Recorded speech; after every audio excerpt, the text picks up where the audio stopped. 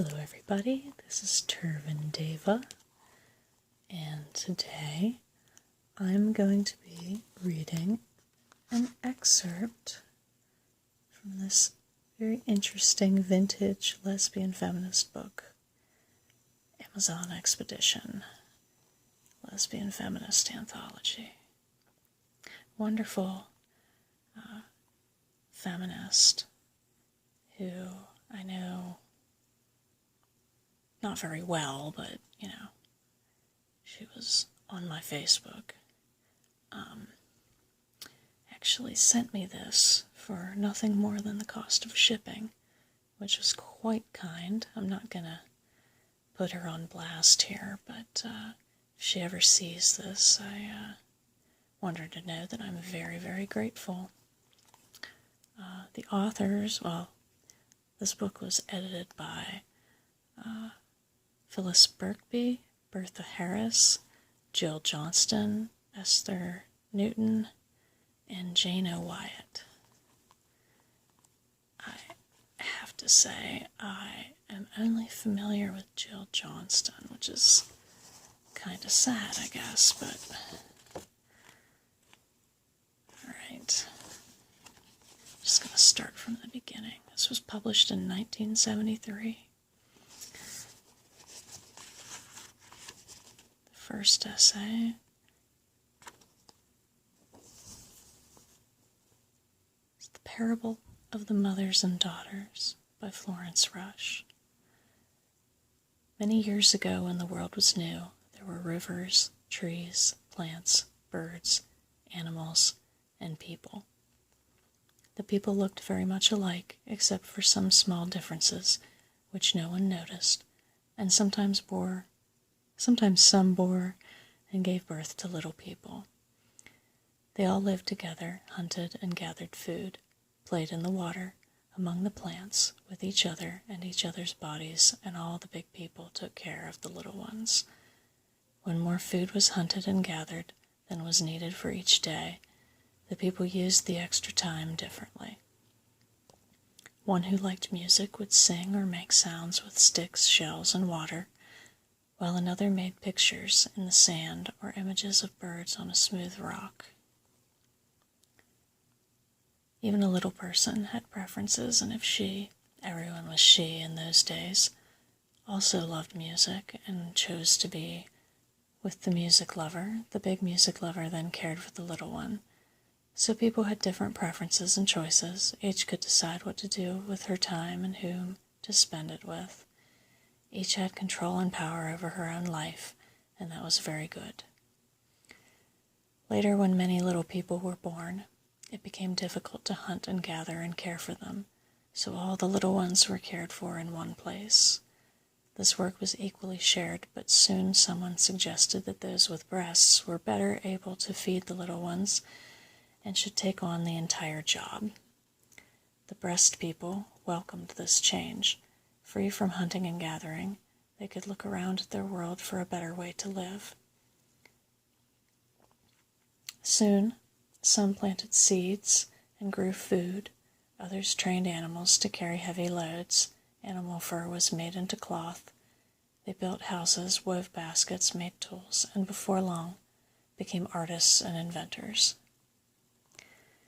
Every day the breast people became smarter and enjoyed a happy, interesting, and exciting life. One day the breastless ones noticed that the breast people were getting strong and skillful and growing so much food that hunting and gathering was no longer necessary. Furthermore, the separation made it obvious that the breast people bore and gave birth to the little ones. The breast people happily shared everything with everyone and would have been delighted to have the breastless ones bear and give birth, but this could not be shared, and this was the only natural difference between them. This difference and the progress of the breast people so startled and frightened the breastless ones that they pondered for a way to overcome this fear.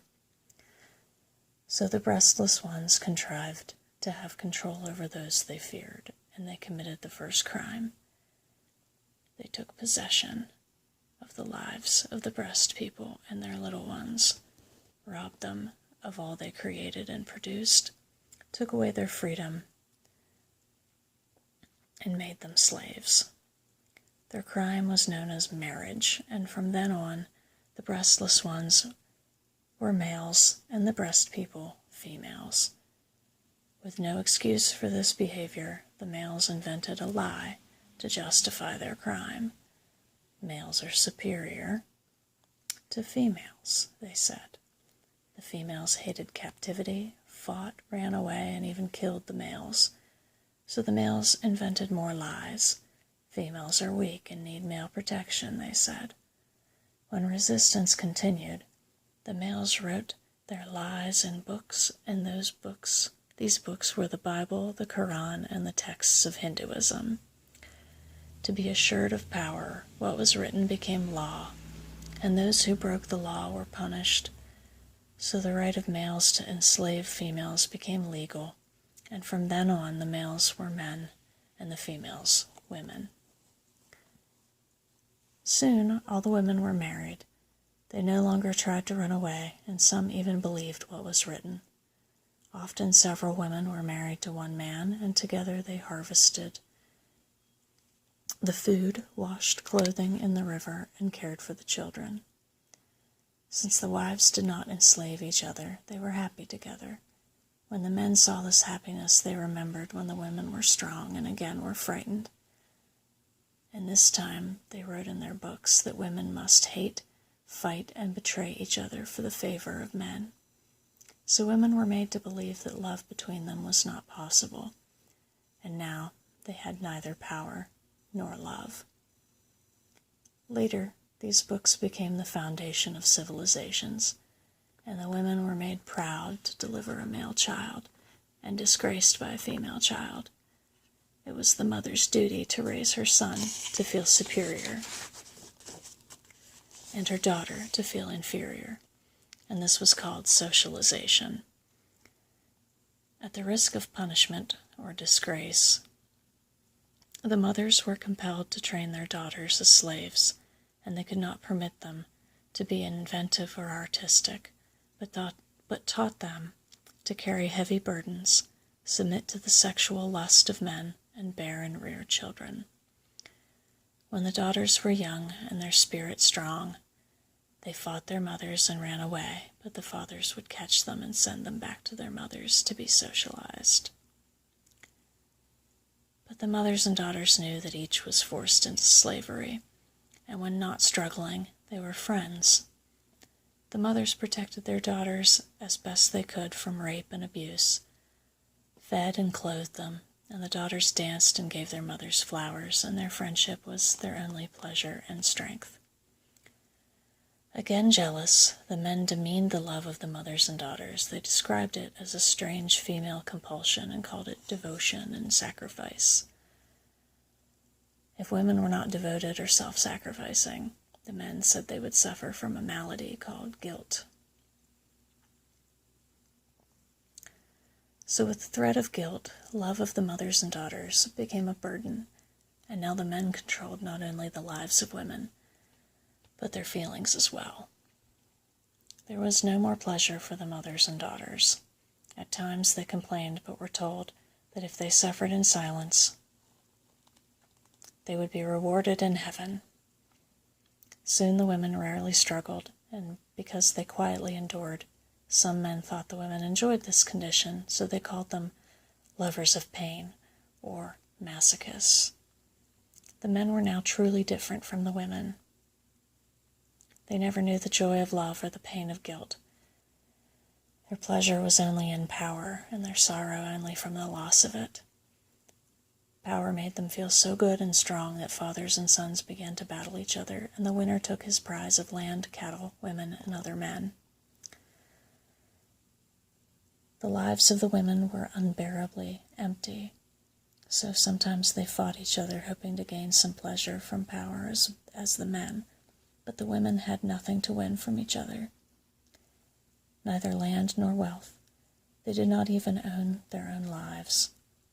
Men never interfered when women fought, because it comforted them to see women divided When it suited the men, they were friendly to one another, but when they wanted power, they fought.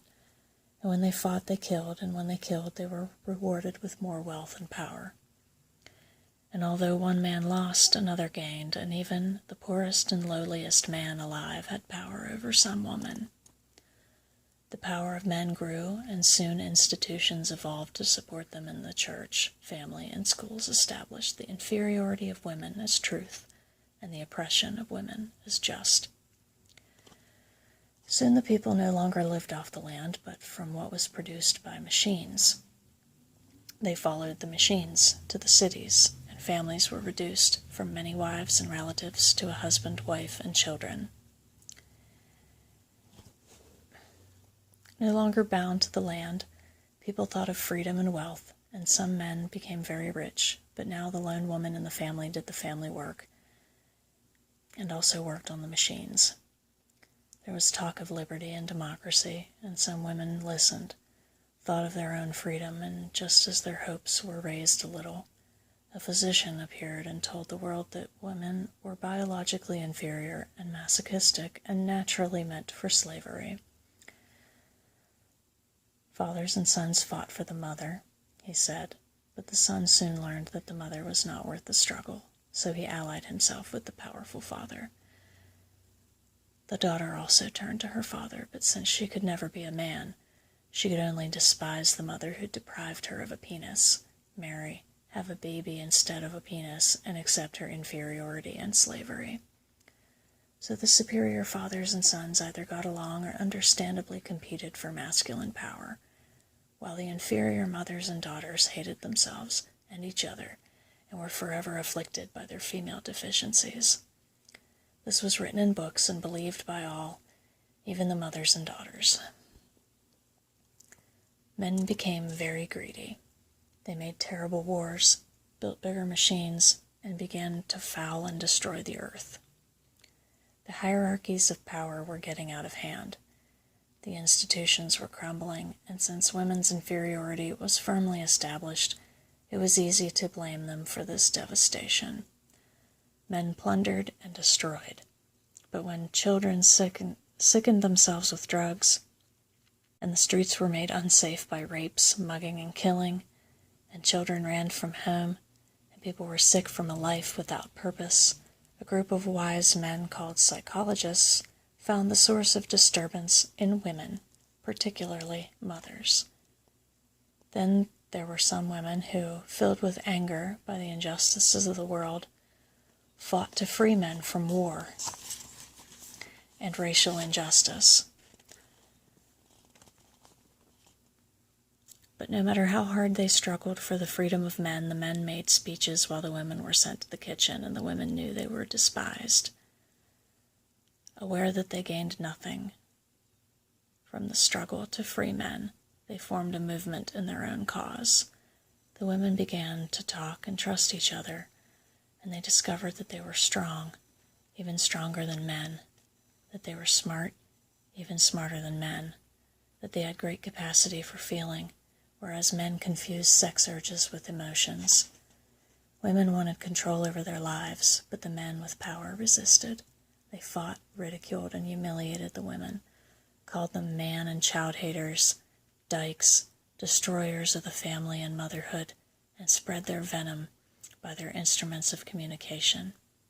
How to obtain power became a prime problem, but it was soon clear that women, so long separated and divided by men according to male class, money, status, and education, came to the movement with a variety of backgrounds and experiences, and this variety led to differences of opinion.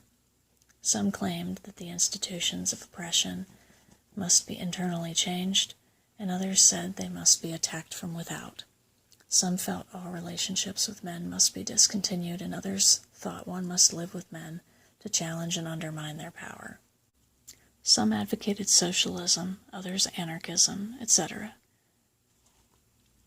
The women did not agree, so with the weight of the centuries of patriarchal power upon them, they began to quarrel, and they said one to the other, "You are my oppressor." But the technique to keep women apart is told in all the books written by men and in the parable of the mothers and daughters. Long ago, the mothers were forced to press their daughters into slavery, but in recent days, the practice continues for fear of social scorn or of exclusion. And although the rebellious daughter is no longer captured, she is infused with the lies of her inferiority and stripped of all confidence, so that force is no longer needed to prevent her independence. So a woman of 22, unsure of her strength yet wanting freedom, is immobilized.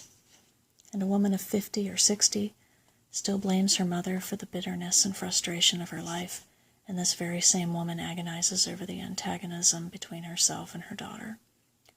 But were the mothers to eschew their mother role and the daughters their daughter role, both could see that it is the world of men which contrives to mold all women into slaves, that the institutions and machinery of communication can more thoroughly control the daughters than any mother.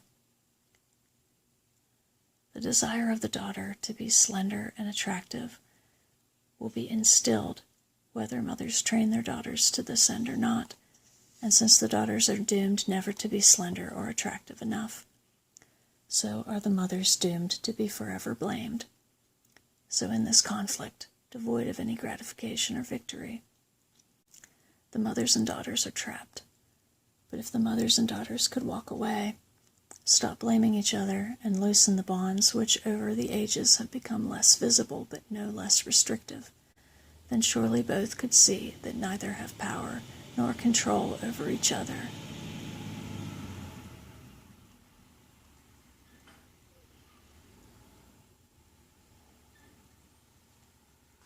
Then surely both could see that neither have power nor control over each other, but the power which deprives them of freedom stems from men. The parable of the mothers and daughters is our story and our conflict. Our struggle with each other betrays our submission to the rule of men. We have no way to control each other's lives or behavior, yet with an illusion of power, we also quarrel without gratification or victory. And do we really know what is right or wrong, good or bad for each other? Do we have our own ethics, standards, and ideology, or are we floundering to be feminists within a framework of male definition?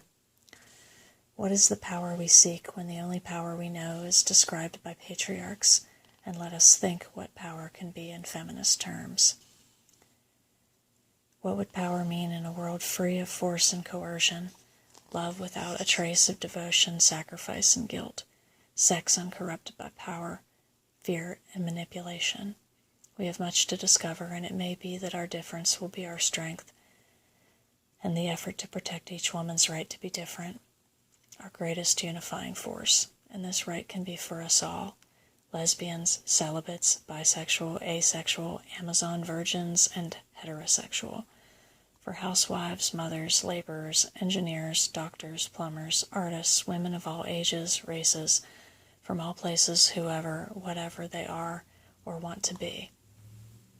The mothers and daughters have suffered enough at each other's hands, as have all women. So if the mothers and daughters do not agree, let them not agree, but let them leave each other to find her own way. And if women do not agree, let them not agree. And if they must, let them also leave each other. And the strength of women will be each of us, and from our variety will come our feminist thinking. And all the old ways will be challenged, and all the old concepts will be redefined. And from our difference, variety, and feminism will come our strength. With this strength we will battle our only oppressor, men.